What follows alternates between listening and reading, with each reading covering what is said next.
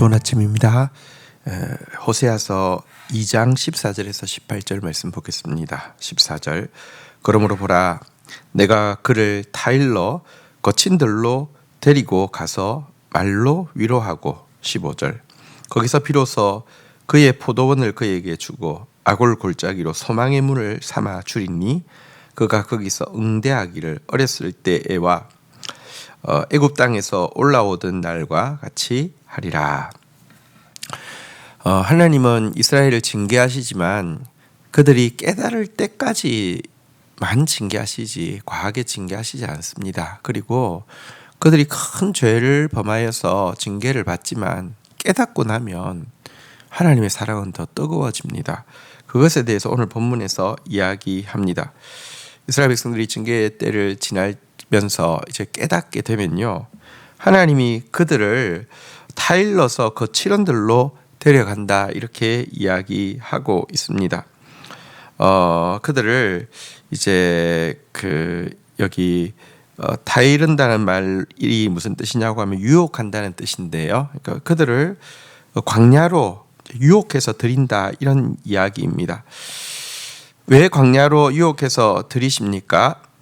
여러분, 세상의 유혹을 잘 받던 이스라엘 백성들이 정말로 깨닫고 나면요, 하나님의 말씀이 꿀같이 달고 유혹을 받게 되는데요, 그 하나님의 말씀에 유혹을 받아서 광야로 들어가게 되면요, 광야는 어떤 장소입니까? 그들을 낮추시고 시험하셔서 마침내 복을 주시기 위한 장소였지 않습니까?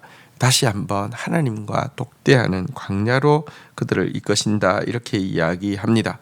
이렇게 광야로 들어오게 되면 그들을 말로 위로하십니다. 이것의 원래 뜻은 성령을 통하여서 저희 속에 말씀하신다는 뜻인데요. 그러니까 이 구약 예레미야서에도 보면 이제는 새 언약의 시대가 되어서 더 이상 율법으로 말하는 것이 아니라 멀리 있는 밖에 있는 돌 위에 새긴 율법으로 말하는 것이 아니라 가까이 있는 마음에 새긴 성령으로 말씀하실 것이다 이렇게 이야기하는 것입니다. 성령을 통하여서 그들의 죄가 무엇이었는지, 참된 의는 무엇인지, 하나님의 심판은 무엇인지 깨닫게 하시고는요, 그 이후에 그 거친 들을 포도원으로 바꾸어 주시고요, 그 고통의 골짜기 아골 골짜기를 소망의 문으로 삼아 주실 것이다 라고 이야기하고 있습니다. 아골 골짜기는 죄로 말미암아 받았던 두려운 형벌의 장소잖아요, 그죠? 근데 이 이스라엘 백성들이 죄로 말미암아 징계받은 그 자리에서 하나님께서 정말로 그들이 깨닫고 하나님 앞에 나왔을 때에 소망의 문이 되게 해주시겠다 이렇게 이야기하고 있습니다. 여러분, 죄 앞에서 진실로 아파한 사람은 소망의 문을 여는 열쇠를 가진 사람이 되어지게 됩니다. 이처럼 성령 받고 죄의 이제 짐을 벗어버리게 된 이스라엘 백성들은 하나님 앞에서 응대하게 될 것이다 라고 이야기했는데요, 이 응대라는 단어는 원래 뜻은 노래하며 응답하다라는 뜻인데요, 그러니까 하나님을 향해서 노래하면서 하나님의 말씀 한마디 한마디에 화답하게 될 것이라는 의미입니다. 마치 모세가 애굽 땅에서 이스라엘 백성들을 이끌어 나올 때 하나님은 그 장면을 끝없이 기억하십니다. 마치 어린아이가 막 기뻐서 춤추는 것 같은 모습으로 모든 백성들이 그렇게 기뻐했던 것처럼 다시 징계받고 회복되어진 이스라엘 백성들의 모습은 마치 출애굽할 때 그 당시의 모습처럼 정말 기쁨으로 노래하고 하나님께 응답하는 감격과 기쁨의 교제의 모습으로 회복되어질 것이다 이렇게 말씀하는 내용입니다. 자, 이제 16절부터 보도록 하겠습니다. 여호와께서 이르시되 그날에 내가 나를 내 남편이라 일컫고 다시는 내 바알이라 일컫지 아니하리라. 17절 내가 바알들의 이름을 그의 입에서 제거하여 다시는 그의 이름을 기억하여 부르는 일이 없게 하리라. 이스라엘이 회복되어지고 나면 어떤 일이 일어나는지에 대해서 첫 번째 변화로는요, 그들이 그렇게 사랑했던 우상을 완전히 잊어버리고 완전히 끊어내버리고 그 이름조차도 쓰지 않게 될 것이다 라는 내용이었습니다. 여러분, 우리가 정말로 중심으로부터 변화되어지면요, 더 이상 우상의 이름을 기억하지도 못하게 될 것이다 라고도 성경이 예언하고 있는데 바로 그 이야기입니다. 바알이란 아시는 대로 우상의 이름입니다. 그러나 또 바알이란 사실은 이제 그 주인이라는 그냥 뜻이 있기 때문에 그 남편을 부를 때 남편에게 순종하겠다는 의미를 담아서 바알이라고 부르기도 했습니다. 그러니까 바알은 그냥 쓸 때는 보통 명사로 쓸 때는 주인님 이런 뜻이고 이렇게 남편을 높이기 위해서 나의 바알 이렇게도 썼다는 것입니다.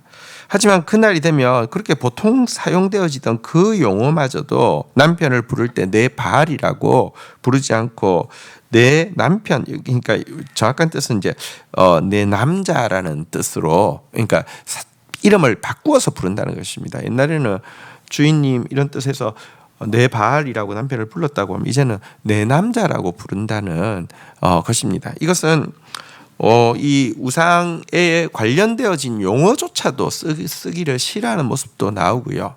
또 이제는 이렇게 뭐랄까요? 내 남자라는 단어는 훨씬 더 친밀한 표현이잖아요, 그죠?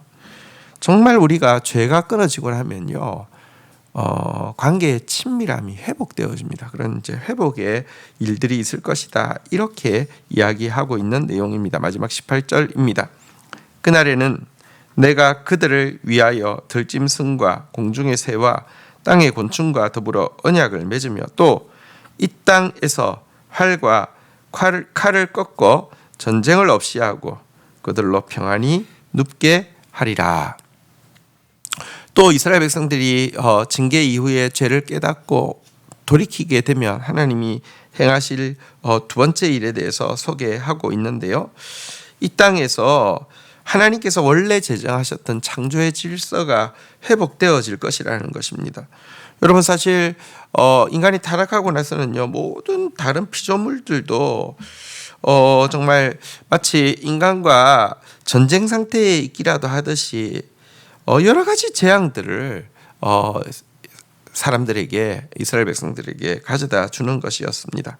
하지만 여러분, 우리가 변하고 나면요, 피조물과 우리와의 관계도 마치 이제 전쟁 관계가 아니라 우호 조약을 맺은 것처럼 축복을 가져다 주는 관계로 변하게 되어질 것이다라고 이야기하고 있습니다. 그리고 인간에게서 제일 무서운 것은 사실 산짐승이 무서운 게 아니고요, 사람이 제일 무섭잖아요. 사람이 제일 더럽기 때문에 그렇죠. 그렇지만 그날이 되어지면요, 사람과 사람 사이의 관계도 전쟁이 거치고 모든 무장이 해제되어지고 참된 평화가 찾아올 것이다, 이렇게 이야기하고 있습니다.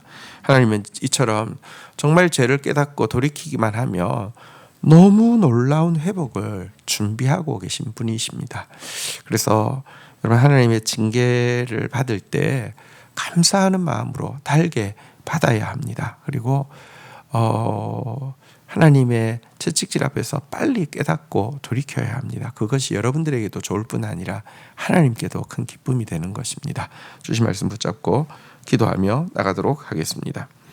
하나님, 우리가 더 이상 세상의 말에 유혹받는 자가 아니라 하나님의 말씀을 송이꿀처럼 달게 여기는 자 되어지게 하여 주시옵소서. 하나님, 광야로 나아가 하나님과 독대하게 하여 주시며 성령의 음성 안에서 죄를 진실로 깨닫는 자 되어지게 하여 주시며 죄를 진실로 참회한 그 악올 골짜기의 고통의 자리가 소망의 문으로 바뀌는 것을 볼 수 있도록 인도하여 주옵소서. 출애굽할 때 기뻐서 찬양하며 하나님께 응답하였던 그런 모습이 우리 안에 회복되어지게 하여 주시옵소서. 죄악은 그 모양이라도 버리게 하여 주시옵소서. 하나님, 그리하여서 모든 창조 질서가 회복되어지며 온 세상이 지금 전쟁으로 고통하고 있지만 정말 모든 전쟁이 거치는 참된 평화가 회복되어지는 그날을 보게 하여 주옵소서. 또 그날을 꿈꾸며 그날을 위하여서 일하는 하나님의 사람들이 되게 하여 주옵소서. 예수 그리스도의 이름으로 기도 올립니다. 아멘.